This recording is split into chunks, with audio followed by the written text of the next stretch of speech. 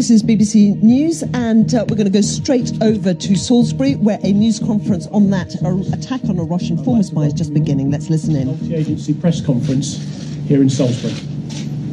Firstly, I want to express my deepest sympathy, and that of all my staff, for all of those involved and affected by this incident, and in particular to those who remain in hospital, including, of course, Detective Sergeant Nick Bailey. Our thoughts are with them and their families and their loved ones. Now, clearly this has been a challenging 7 days, and there is still an ongoing investigation, which, as I'm sure you will appreciate, I cannot make comment on. However, I would like to pay tribute to the professionalism, dedication and hard work of all of the emergency services and our other partner agencies during this time. And whilst I will allow others to comment on the specifics of the work of their teams, as Chief Fire Officer of Dorset and Wiltshire Fire and Rescue Service, I would like to say how incredibly proud I am of my firefighters and other members of my staff. Now, we have been involved in the initial response last Sunday and in subsequent operations that have involved protection and careful removal of evidence and associated decontamination tasks. In doing this, you will have seen my firefighters wearing protective chemical clothing, the large green suits, which have been appropriate given the potential risks involved. And as you know, on Friday, the Home Secretary visited Salisbury and met with members of the emergency services. This was an incredible morale boost to our staff, who have been working tirelessly both day and night since this major incident began. Turning now to the local communities, who I appreciate have seen significant operational activity in recent days and may, understandably, be feeling unsure. It is important that the communities of Salisbury come together during this difficult time, and I would like to reassure you all that we are working in a highly effective and coordinated way with our partner agencies to bring the operational element of this incident to a successful and, above all, safe conclusion. Thank you. Good afternoon, everybody. I'm Chard, the Chief Constable for Wiltshire Police. It's an absolute privilege to be here today to represent the fantastic officers, staff and volunteers that perform a role day and night for me in Wiltshire Police. We, over the last 7 days, have been inundated with support from our colleagues in the wider UK policing family across the country, and I am so grateful and in full gratitude for the support that they have provided to me and to us as we've worked through what's been a clearly unprecedented week. 7 days ago today, my officers and staff, alongside other emergency responders, attended the first report, a report of a male and a female who were gravely unwell on a park bench in the Maltings in Salisbury. Little did they know what they were dealing with at that time, and why would they? They displayed courageous approach on that day, a selflessness as they walked in to try to deal with the two people who had suffered harm, in the same way that officers up and down the country every day do, responding to cases such as this in Wiltshire, across the country, often with an incomplete picture, often with gaps in their knowledge base and intelligence base. They step forward when others step backwards. They put their needs behind other people with the sole and primary intention to protect people and to keep people safe. That is the very brilliance of policing, and that's what we saw last week. Our initial response last week and throughout has been first class. Let me be clear on that, first class. And I'm absolutely proud of everybody that has supported us, both from that initial call and through this unprecedented week that we've been dealing with here with our colleagues, many of which are here with you today. So we have had an exceptional level of support from police officers and police colleagues across the country, and the full machinery of UK policing has really come to bear. And I'm gratefully proud and thankful for the support that we've been given from our colleagues up and down the country. I also want to today pay tribute to the tremendous partnership support that we've had this week. We have had help and guidance from our colleagues at Public Health England, from our wonderful NHS, from all of our emergency services, from our colleagues at both Swindon and Wiltshire Local Authority, the Environment Agency. The number of partners involved goes on. What we have seen this week is the brilliance of public service coming together, full of highly talented and courageous people working day and night to protect our public in public services. And it's an opportunity for me to say thank you. I've met many of those this week, and it's been an absolute honour and a privilege. So I am immensely proud of everybody that's been involved in this operation over this week. People have worked day and night, long hours, to ensure that we can support the diligence of the investigation that's going on in front of us. Of course, that also includes my officers and staff and volunteers who've been keeping Wiltshire ticking along throughout this period, the business as usual, the fantastic policing service that we provide on a day-by-day basis. And again, thank you to you all. However, as the week has developed, I don't think anything could have prepared me or my force for the news of a member of our staff, a police officer, who has been admitted to hospital. Not just admitted to the ward, but then transferred to the intensive care unit. That personal aspect has sent shockwaves through my force, a huge level of concern, a huge level of anxiety. But what I've been touched with this week is the high level of outpouring of support that we've seen across the country from members of our staff, from the public, from police officers up and down the country, but also across the world, wishing to pay their respects, wishing to pay their regards to Nick and to Nick's family. So despite such tragedy, it's been a genuine honour to have had the privilege to have gone to hospital on 2 occasions this week, one of those with the Home Secretary, to speak directly with Nick and to thank the staff for providing the world-class medical intervention that they are providing to Nick and his family, and it was a great honour. You'll hear about his condition as we go through today, but he's talking, he's engaging, still in a serious condition, but of course is stable.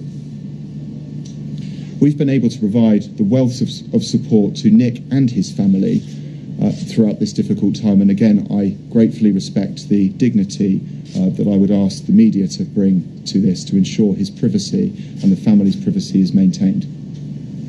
Nick is a much loved, dedicated and committed police officer with us in Wiltshire.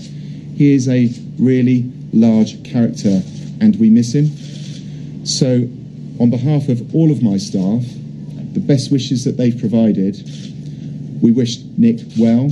We look forward to him getting back on his feet, and I look forward to the day of personally welcoming him back into Wiltshire Police. So moving forward, this investigation continues. It's a major incident. We've heard about the toxin on our street. We've heard about the complexity of the counter-terrorism investigation that's being led by the counter-terrorism network. Of course, you've had the appeals provided direct through that network, which I could just reiterate to you briefly.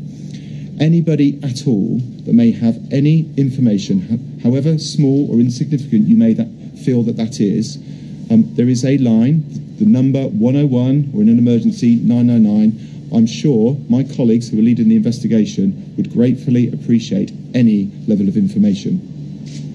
Equally, if you were in the vicinity of either the Bishop's Mill Public House or Zizi Restaurant in Salisbury here last Sunday on the 4th of March, then please make contact again through the 101 number, or if that's an emergency, again through the 999 system. You'll be aware this is a fast-paced, multifaceted, complex investigation, that our interest in this case has moved from the local to the regional, to the international, to the global. So any information at all to help us, with our colleagues from the Counter-Terrorism Network, establish what's happened will be gratefully appreciated. So finally, some reassurance and some thanks. I want to again place on record my thanks for the partnership response, the collective professional partnership response that we have seen during the unfolding, unprecedented nature of the events of the last week. I want to thank all of my officers, my staff, the volunteers who've worked tirelessly to protect scenes, to ensure the safety of people operating within those scenes, to make sure that food's available, the finances are taken care of, the welfare of our staff is prioritised. The machinery of Wiltshire Police has been exemplary. Thank you. In terms of the public, I recognise the distressing nature of this incident as a resident of Wiltshire. Large parts of your city have still been cordoned off. There are areas that you, on Mother's Day, would like to have gone to, I am sure.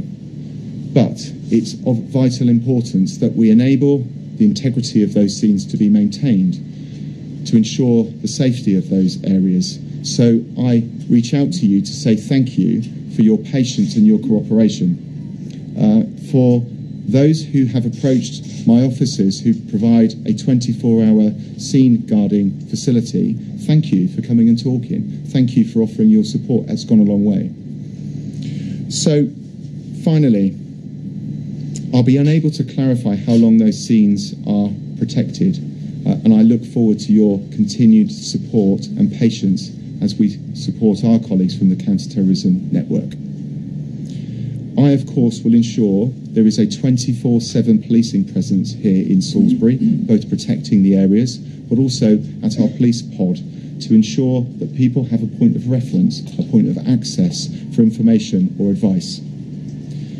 Finally, I am hugely proud of the police and partnership and agency machinery that's come together in the last 7 days. If nothing else, I'm probably prouder today to be a police officer in Wiltshire than I've ever been. Thank you. Thank you.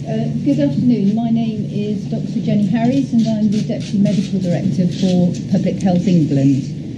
I want to start, as my colleagues have, with expressing my sympathy for those directly affected by the event and who I know colleagues from the Hospital Trust will talk about later. I also want to extend thanks. As colleagues here have pointed out, this has been a huge multi-public sector response. And I want to recognise the hard work, continuous hard work, often behind the scenes, of the public health staff, particularly in the Public Health England South West Centre team, working with colleagues from police particularly, but also from the Director of Public Health, Tracy Dashovich, and colleagues at Wiltshire County Council and her public health team. It takes all of these individuals to work together to ensure that messages, risk assessment, all of the background work is complete, and this is important. The next group of people, obviously, I would like to thank are the services represented along the table here, with whom we work on a daily basis, but it becomes very apparent how good that work is when you're under stress and in response to an incident. This is a very difficult incident for us all to be working on, and again, reiterating that good working. I think where I would like to go with the opportunity to speak this morning is to the public. So firstly, to thank the public. They will have had some interaction with our public health teams or with colleagues where we've been making public health inquiries. We will continue to do that, and we would like to encourage them to speak with us as appropriate through the existing channels. But I do recognise that the public will be concerned about their health, and there has been an announcement this morning which I would just like to focus on so people understand what that means in practice for them. The role of Public Health England in this incident is largely about understanding the risks for people, for individuals and the public at large, advising our colleagues who are supporting them, working with the colleagues in hospital who are treating those affected, and on a continuous basis understanding any risk that might be behind this particular scenario. Just to reiterate, the immediate risk to the general public on the evidence that we have remains low. This has never changed from the start of the incident and the start of our messaging. So the news today doesn't alter that general risk at all. It remains low. However, what has happened in the last few days, very recently, we have had rigorous scientific analysis. It's been ongoing, and we've learned that there has been some limited contamination in both the Mill Pub and Zizi's restaurant in Salisbury. So anyone who visited the Mill Pub and Zizi's restaurant, where the two affected individuals were, can be reassured that this limited exposure will not have harmed their health to date. However, there may be a very small health risk associated with repeated contact with belongings which may have been contaminated by this substance. So we're recommending a very, very precautionary approach is taken, and we're advising people to clean the clothes that they were wearing and any possessions that they had with them at the time. So these are quite simple things to do, and many of the public will have done them already. Those who were in either location should be washing the clothes they had on, if they haven't already done so, in the washing machine. Items which can't be washed and which would normally be dry cleaned should be put in 2 plastic bags, tied and stored away safely. We'll be providing further advice on that. Any personal items such as phones, handbags and other electronic items can be wiped down with cleansing or baby wipes, and the wipes disposed of in the bin. And any other items such as jewellery and spectacles which you can't put in the washing machine can be washed with warm water and detergent, a rinse with clean cold water, and then after that people should wash their hands. The reason I go through that is you'll be able to see that these are very, very simple interventions, and to highlight that the immediate risk to the public is low. It has remained that way, and this advice is only for a small proportion of those people who are in the restaurants from Wednesday lunchtime to their closing, Sunday lunchtime to the closing the following day. So on that message, again, just to reinforce that the risk to the public health remains low, and we've provided some additional guidance today relating to the recent findings. And I will stop there. Hello, my name is Cara Charles-Barks, and I'm the Chief Executive at Salisbury District Hospital. The thoughts of all of our staff at Salisbury District Hospital are with the 3 patients involved in last week's incident and their families. They are in good hands. Our expert clinicians are working hard to provide the best medical care 24 hours a day. 2 of the patients, a man in the 60s and a woman in her 30s, remain in a critical but stable condition in our intensive care. The police officer, who was also part of the initial response, is in a conscious and in a serious but stable condition. In addition to the 3 inpatients receiving treatment, in line with the Public Health England guidance, which asked anyone who was in the area and concerned to come forward if feeling well, we have seen and assessed a number of other people who did not require further treatment. The expert advice is that there is no evidence to suggest a wider public health risk at this time. If anyone is concerned about their health or displaying symptoms which give any cause for concern, they should dial 111 or 999 depending on the severity of their symptoms. I would like to thank all of our staff for their professionalism and commitment and the way in which they have all worked as a team to support our hospital, our services, our patients and each other. I would also like to thank our patients and volunteers for their support that they have given us at this very busy time. Our hospital is the centre of an international focus, but our doors remain open as normal to provide high quality care for the people of Salisbury and the region. I know our staff will always put patients first and will go out of their way to ensure the best possible outcomes. To all of our staff at Salisbury, I'm really proud of the work that you're doing, and we wouldn't be able to respond to an incident like this in the way that we have without you. Thank you. Good afternoon. My name's Jane Woodchillow. I'm Operations Manager for Bath and South Wiltshire. And on behalf of the South Western Ambulance Service, I would like to thank the paramedics and other clinicians who responded to this original incident. This includes our colleagues from the Wiltshire Air Ambulance Critical Care Team. They responded selflessly and with clinical skill and dedication to treat the patients. I also extend my thanks to our colleagues from the hazardous area response teams who have supported us with their expertise after the initial incident in ensuring the environment is safe and normal business could be maintained. And more broadly, I'd like to thank every member of staff in South Wiltshire who has worked so hard over the past week in unprecedented circumstances to remain focused on high quality care. It has been a very challenging time, often with more questions than answers, But despite this, our staff have remained committed and focused on our patients. So on behalf of the Trust, I thank you all for your incredible professionalism in these extraordinary circumstances. As paramedics, we work together with our other emergency service colleagues and other agencies to respond to the wide-ranging and unpredictable challenges in serving our local community. And the last week has been a fine example of that collaboration and teamwork. Our thoughts are with those that remain in hospital. We wish them well. Thank you. I'm Angus McPherson, the Police and Crime Commissioner for Wiltshire and Swindon. The last week has been unprecedented for both policing and the strength of our partnerships across the county. We have seen those partnerships working together, led by the police, but working alongside agencies such as Public Health England, the NHS, Fire, South West Ambulance Trust, the local authorities, DEFRA and many others. And Wiltshire Police will continue to work with our partners to keep the public safe and to support colleagues from the counter-terrorism policing network who are now leading this major investigation.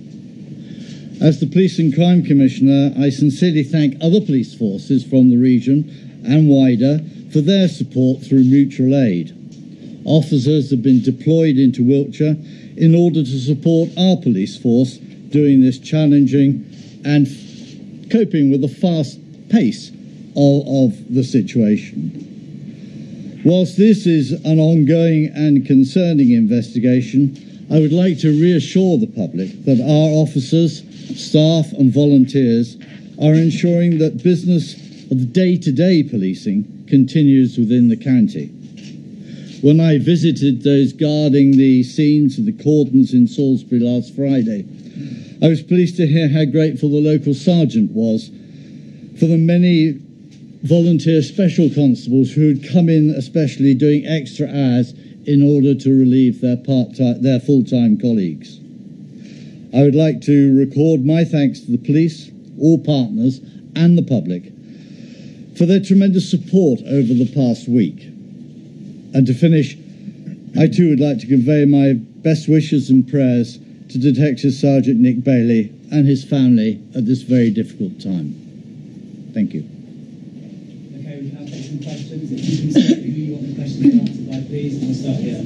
Sexual Caria, ITV News, and it's the question for Dr. Jenny Harris. Dr. Harris, why has it taken a week to issue the advice that you have to 500 people who could have potentially come into contact with this substance? People will be feeling very unsettled. So you'll realise I devoted my slot here really largely to that public concern, and we recognise that. However, really important to understand the general public should not be concerned. There is, on the evidence currently, a very low risk. I think the group that you're relating to are anybody who may have visited the pub and restaurant during that time. So I think there are three important points. One, we work, as I've described, with our colleagues here on a continuous risk assessment basis. So when we get new information, we continuously risk assess groups of people who may have become exposed from the evidence that we have in front of us. As new evidence becomes available, we act on that immediately, and that's what we're doing. Secondly, you will see from the list of items which I described that these are actually very normal things that people do on a day-to-day basis. So most people who will have been at the pub will have washed the clothes that they were in. And in fact, that sort of advice, we've given particular advice to first responders, for example, who are on the scene already, and other advice to clinical colleagues as well. But I think the most important point about this to understand is we're talking about, if you like, two different risk scenarios. So the immediate risk, we are not anticipating on our current evidence seeing new patients coming forward. We're obviously continuing to assess any that do. This is about a very, very small risk of repetitive contact for any traces of contamination that people may have taken out. So we're not talking about today or yesterday or the last week. We're considering what could potentially happen in a highly precautionary manner for people who might have a repetitive contact with traces of contamination over weeks or months ahead. So in risk terms, 1 or 2 days is not what we're concerned about. What we're worried is whether there would be an ongoing risk that could build over the future rather than retrospectively. And so the advice that we're giving today about washing their clothes, like I say, very simple things: put them in the washing machine, wipe down items that you had with you, phones, wash with water and detergent, and then wash your own hands and dispose of wipes and things sensibly in normal disposal. That will remove that risk as we go forward. So the advice is timely, it's looking ahead rather than backwards. Okay, gentleman, the end of the red. Chief Constable, Sir Douglas Allen, BBC News. Are you satisfied that you escalated this incident quickly enough at the beginning of last week? Are you worried that perhaps it took too long to close down venues, too long to call in specialist expertise, or are you happy that the process of escalation happened quickly enough? Thank you. I'm really confident with the process of escalation. We responded on the back of the weekend's major incident in relation to the weather-related activities, and then on Monday, by Monday morning, we had mobilised a partnership strategic coordinating group made up of all of the partners that we've spoken about today, a tactical coordinating group, and we'd already started our conversations with the counter-terrorism network. So the machinery, the support, the national advice, the capability and expertise of both local and national partners was mobilised by Monday. But it's still taken a week before we're able to say to people, hang on, you should wash your clothes if you're in a restaurant on Sunday. Surely that's something that could come out of it. Well, I think we've heard already the advice that's been provided. Our collective role is around public safety, but I think what we would say is we've been dealing with an unprecedented incident, and the facts, the circumstances of that are still coming together. It's a slow recovery to establish exactly the chronology of events. So I can say to you with a great degree of confidence that the partnership, support, national advice and guidance was in place coming together on the Monday. Dominic Hashani, BBC as well. Can you clarify when you received the scientific advice, or assessment rather, which has led to the advice this morning? So we contribute to a continuous risk assessment, and as that risk changes and information comes through, then we mass it together. It is not simply a matter of a single piece of information, it's a combination. So I understand that, but when did you come to the conclusion that you needed to, this low risk existed for prolonged repetitive exposure? So the advice that we have doesn't come through in a single item, and I'm afraid some of the evidence I'm not able to discuss with you, and I think you will understand. But we do this on a continuous basis, and we link across with government to do that, and with our colleagues here. And each new piece of information is assessed. So, as I say, the important thing about this new information is not that 1 day or 2 days, or actually even the start of the incident was the relevant start point. It's actually looking forward. We're talking about weeks and months ahead of potentially repetitive contact. And I also just want to highlight that this is highly precautionary. We have no evidence that individuals do have that trace on any of their possessions, and we are just trying to reassure and give them some very practical advice that might alleviate any of their concerns going forward. Thank you. Yeah. Owen, very much regarding, can I ask Dr. Harris and the other medical experts as well, maybe you referred to symptoms, and can you give any indication of what type of symptoms people should be concerned about? And from your last answer, do I take it also that this is a very long lasting and persistent agent that is going to be around that won't naturally decay?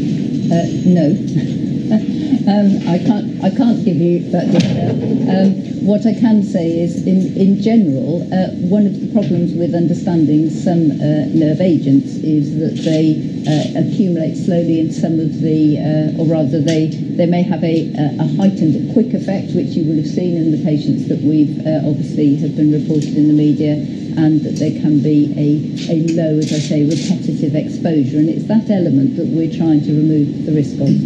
However, the symptoms and signs may be minimal, and the evidence base around nerve toxin symptoms on an ongoing basis is quite difficult, because actually your risk in these particular cases as well, I think for these people, they are far more likely to be suffering symptoms, nausea, blurred vision, vomiting. Those sorts of things are far more likely due to the fact that they have flu next year or another bug, than it is that they have any sort of chronic toxicity. So I do think it's a proportionate message. This is really precautionary, and it's really just to give something for those people who are concerned, to say they've done anything practical that they can to minimise that risk. And it accumulates in the body like repeated contact.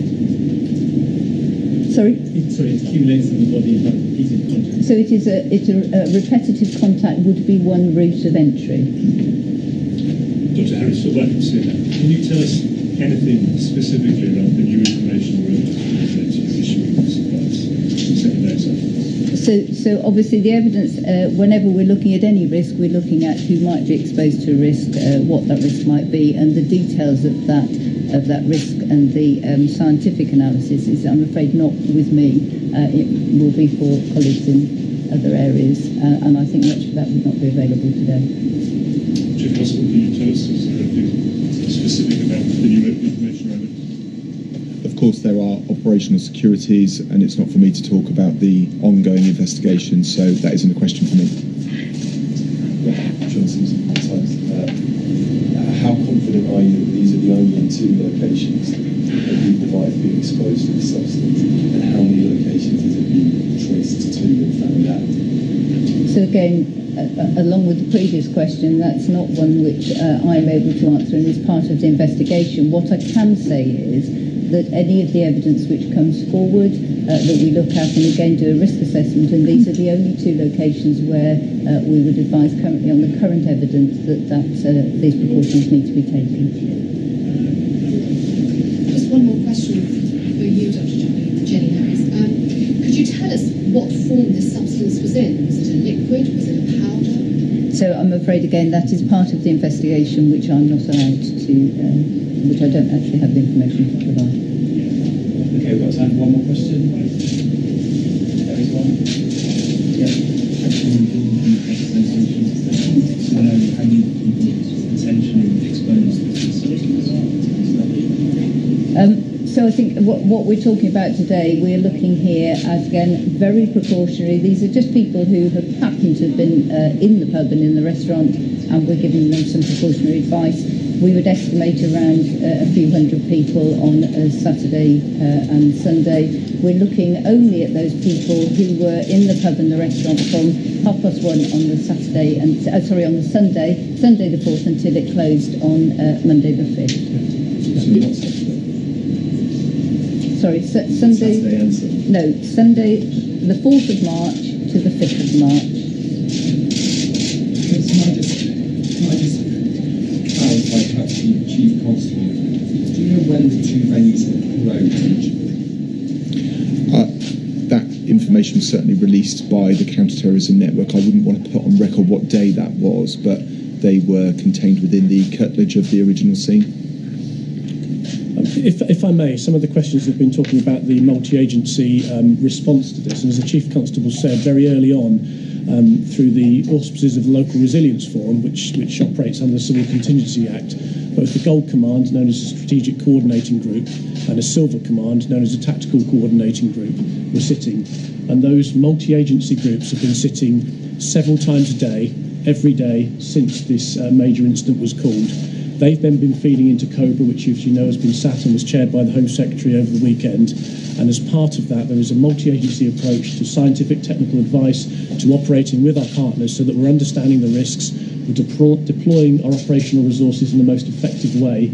And as I said during my opening conversation, to ensure that we are working with the communities of Salisbury to bring this operational incident to a safe and effective conclusion. But as I know you'll appreciate, it is a dynamic incident. Things are changing on a daily basis, and we are responding and reacting to that in a safe and effective way. Okay, thank you, everybody.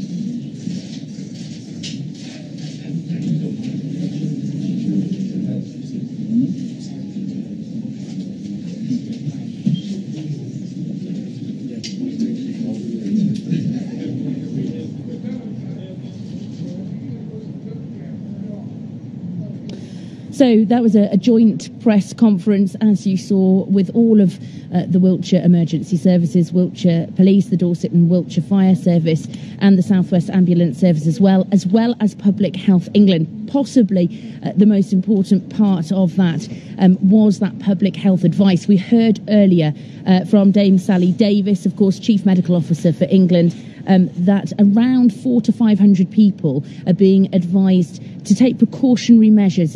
People who had been either in Zizi's restaurant here in Salisbury or the Mill pub between last Sunday lunchtime and Monday night, being told to wash their clothes, to clean off any possessions as a precautionary measure following this nerve agent attack. That was Jenny Harries, you heard from Public England there, saying it's been a very difficult incident from them. She was answering more questions about why possibly people weren't told about this precautionary measure before. She said actually there has been rigorous examination of the substance now, and they found traces in both Zizi's and the Mill pub, but this is about preemptive measures. It's not reactive. That actually it's very unlikely that exposure to it at the time would have an effect, because you would know by now. But this is about preventing any kind of health problem in the future. So say you had some of the substance on a piece of clothing that you were wearing at the time and you failed to wash it, that kind of repeated exposure to it, that is where there would be a small risk. And that's what they're saying they are advising people to do, is to clean off anything they had with them, clean off clothes as well, because of that very limited risk. We also heard from Keir Pritchard, the Chief Constable of Wiltshire Police. He talked about toxin on our streets. He talked about the complexity of the counter-terror investigation, and he tried to reassure the public, saying they're doing absolutely everything they can. They're manning these 5 areas of interest still, including this one, the public park, where the Skripals were found on a bench almost a week ago now. He said they are manning those 24/7.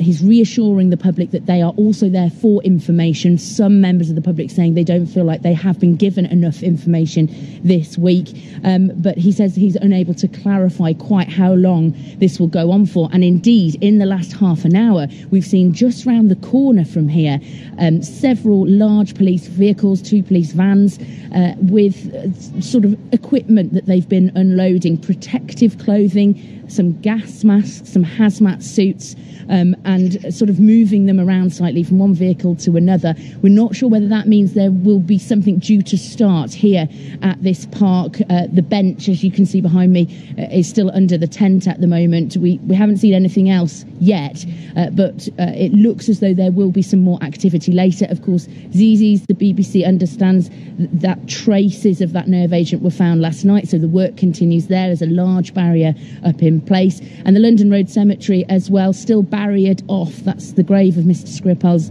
wife and son, and also work continues at his home as well. So there is still a big presence here, a large-scale investigation going on, as well as that almost 240 eyewitnesses have been identified. So it is a huge investigation that continues. That press conference sought to reassure the public that there is a very minimal risk to public health. Catherine, thank you so much for that update. And let's speak now to Dr. Richard Guthrie, who's an independent chemical weapons expert, and in our Bristol studio. Dr. Guthrie, thanks for joining us. Good afternoon. We're a week on from this attack, and given what's been said by those services involved, can you make an assessment at this point of what you think the agent is? I mean, we heard just there in that news conference the police unwilling to talk in detail about that, but I don't know what your views are at this point. Well, I think we want to make sure we're not speculating too much at the moment. There may be very good reasons to be that authorities may be hesitant at identifying the individual nerve agent. But I think there are certain things that are becoming clear. One of the range of some of the range of nerve agents are what are called contact poisons. They sit stuck to a surface, and then they transfer to your hand, they transfer to your skin, and that's how they get into the body. Some which transfer across the skin, which is a barrier, of course, into the body very quickly. Some transfer quite slowly. So the evidence so far, and I stress it's the evidence so far, so there could be more information in the future, would seem to suggest a contact poison that is long-lasting and that takes its effect over a number of hours, so that perhaps the Skripals were affected in the house and then their health deteriorated as they're out. Now, if it was on an object, say a present that had been given to them, that had been deliberately contaminated, their handling of it would have moved the material on the skin. And every time they put their hand against something else, a small amount of that material would be left behind. But every time they put their hand on another surface, there would be less and less material. So the sorts of quantities of materials that be found in other locations in Salisbury are likely to be very minute, very tiny, and much less than any kind of dose that anybody received that we've seen showing symptoms. Hence the precautionary advice from the Chief Medical Officer and repeated there in that news conference, I guess. Well, absolutely. The risk is very low from what the evidence can be seen. But here's the situation with a low risk. Supposing you can make that low risk even lower by taking very sensible and easy precautions. Well, then it's sensible to do that. The nerve agents, the organophosphorus nerve agents, of which this is likely to be one, they don't dissolve in water, but they go through a process called hydrolysis, and the hydrosylates are soluble, so that a tiny spot that was, say, in your clothing, supposing your sleeve hit the table, rested on the table and picked up a small spot of the agent that had come off one of the Skripal's hands, well, that will wash away in ordinary soap and detergent. It's not the sort of thing you'd want to do for a large-scale contamination, but if you're trying to get rid of small spots, putting your clothing through the washing machine would be a very effective way of getting rid of it. And of course, one of the things we've heard all week is that the comparison with the Litvinenko attack, there was a very clear trail of evidence back to certain individuals, which went all the way back to Russia. Given what you've said at this point, and I know this is very hypothetical at this point because we don't really know what was involved. But given your assessment of what may have been involved, do you think there will be traces on those responsible for delivering that agent?